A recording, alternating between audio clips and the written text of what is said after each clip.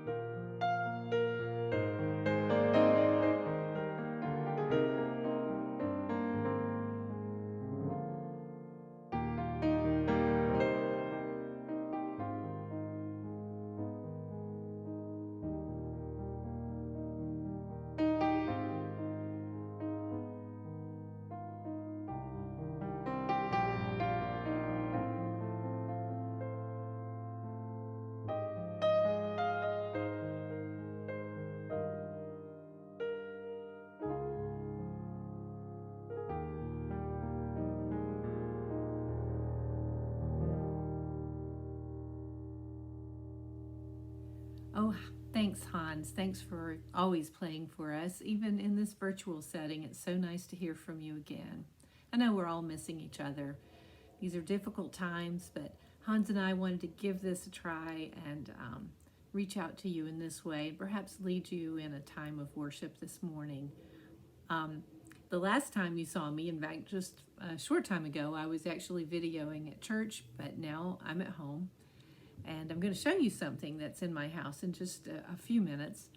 I want to tell you that I've been really glad to get to talk to some of you on the phone this week.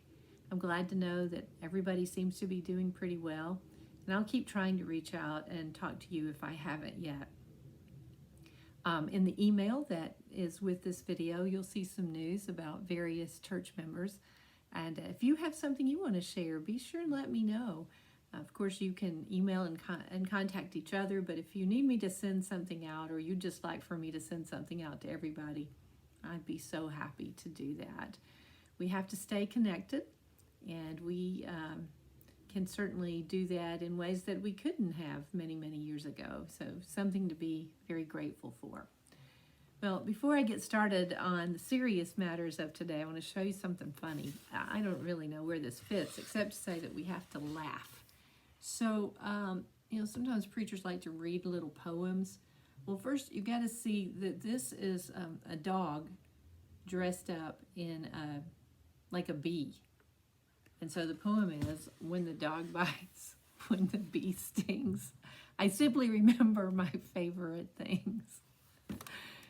That's going to come to play a little bit later as I give you a little bit of an assignment, but that was our poem for today. I don't know who comes up with all this funny stuff that I see posted on Facebook, but that is a minefield of funny stuff. A minefield? A treasure chest of funny stuff.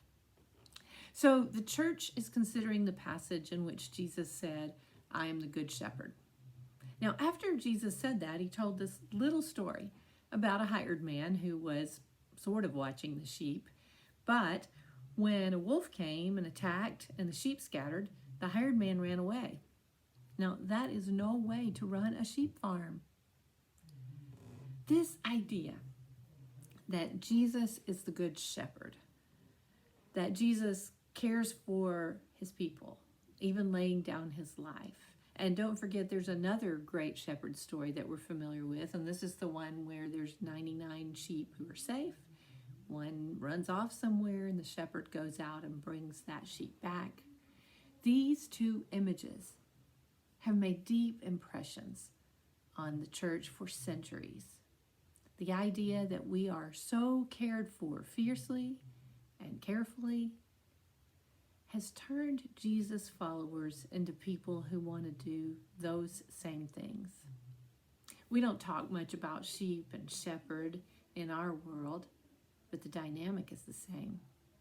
Just Friday morning, I was in a virtual meeting. It's a great time that we can have these conferences just by looking at our phones or our computers, and there we can see and hear people. These are often called Zoom meetings. I was in this Zoom meeting, and it was a gathering of faith leaders and community leaders here in Tarrant County. And we were sharing information about what is going on and what needs to happen further, about funding for things like providing rent assistance, utility assistance, for things like childcare for our essential workers, about finding places for them to go when the usual places are no longer available. There were people from educational organizations who are working to step in with the child care people to assure that the children are still being educated. Also, those same organizations are helping with online work at home, working with the school systems. In this same conversation, there were people from the food bank and from Meals on Wheels, the community centers, all talking about how can we deliver more food to more people now. Many senior citizens go to community centers for lunches, and so there's a stepped up effort now for those community centers to become something like a Meals on Wheels. A wonderful conversation, a wonderful gathering of people who are driven by their desire to care for others. And so it continues. And you, Disciple Church, you've been doing this kind of thing all of your lives. I know you. And you're still doing it. Sure, we have to figure out some ways to do things a little differently. And it turns out that one of the important things we can do for each other is to stay home as much as possible. But that doesn't mean we can't stay connected. It certainly doesn't mean that we're not still a part of a loving and caring and giving and supportive community. So I hope you're encouraged by that. And I hope that you are listening to stories of people doing good things. I'm quite sure you are, because that seems to me to be something that you would be extremely interested in. I hope you'll remember to share those stories. Send them to me. I'd love to hear them. I need encouragement too, and I'm so happy to pass them along. So that's what I want you to think about today as you consider the whole notion of the Good Shepherd. Yes, those words are powerful in our lives because they have shaped us and formed us into people who want to care for others. We're going to hear from Hans again, and then I will be back. So, Hans.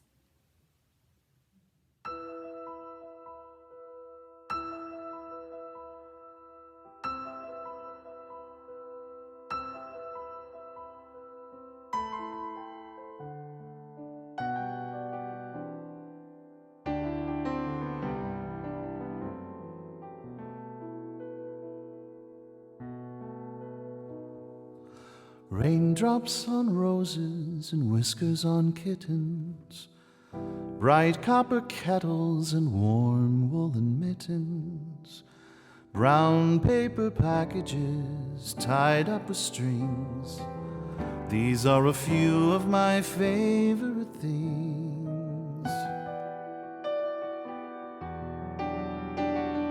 Cream-colored ponies and crisp apple strudels, doorbells and sleigh bells and schnitzel with noodles, wild geese that fly with the moon on their wings. These are a few of my favorite things.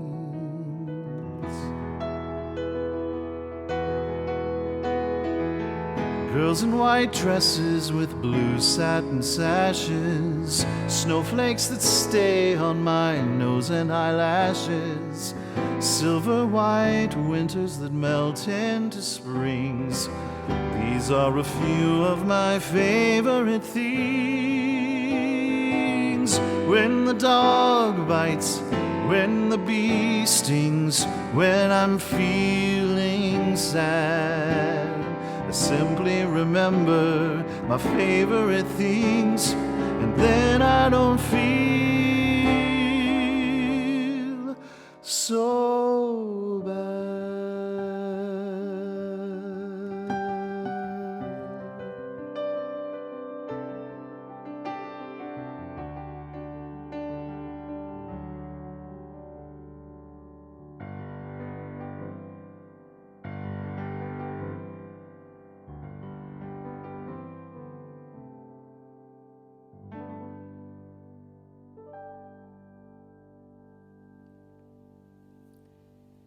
That was beautiful. Thank you.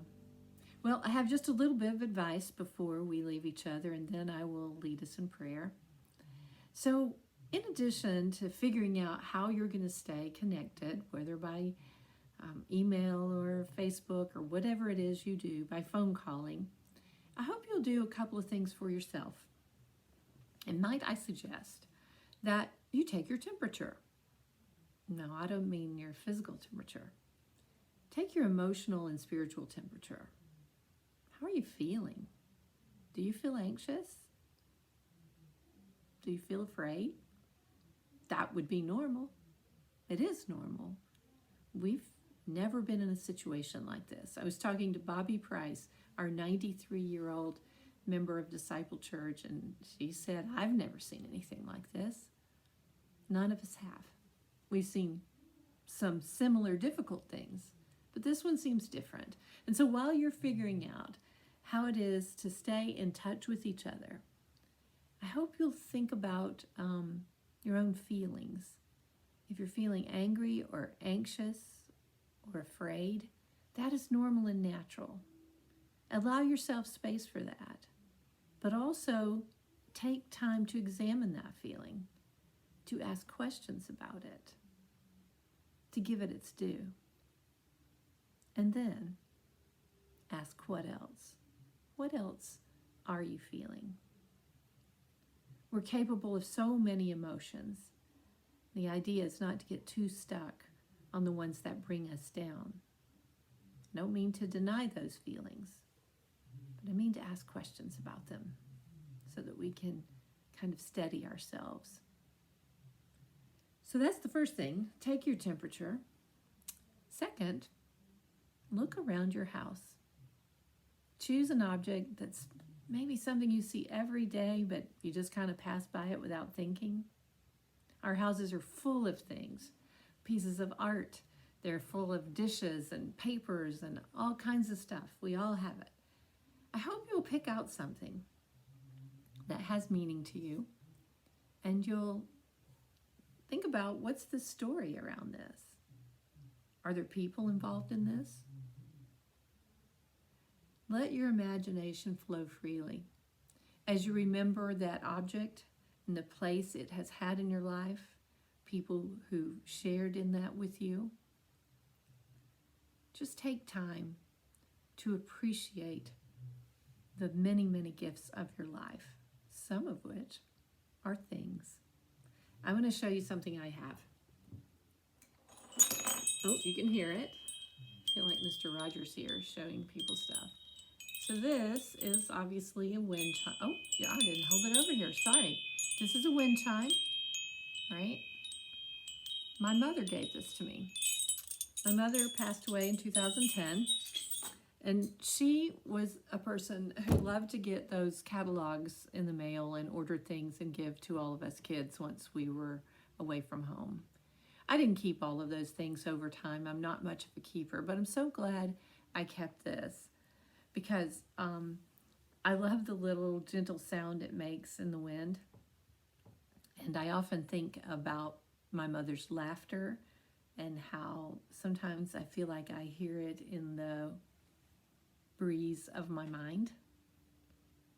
So many things are in my house that remind me of family, of friends.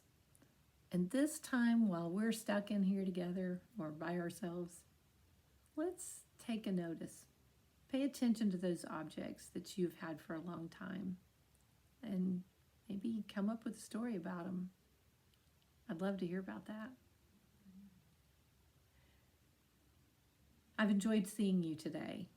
I wish I could see you face to face, but I am hoping to see you again soon. And until then, I'll keep you in my heart, and you can expect more communication from me and from Hans and from the other staff members. Bill Longsworth says to tell you hi today. He's thinking of you also. Will you join me now for prayer? Holy One, we give thanks for the gift of this time together. We're glad that we can experience life together in this way. We're glad for all the things that make our lives as comfortable as they are. May we be people who, in this time of fear and anxiety, give those feelings their due, but also may we be people who remember gratitude, love, and joy. We ask blessings on all those who are in trouble, all those who are in need, all those who are working hard. In the name of the one in whom we live and move and have our being. Amen. See you later.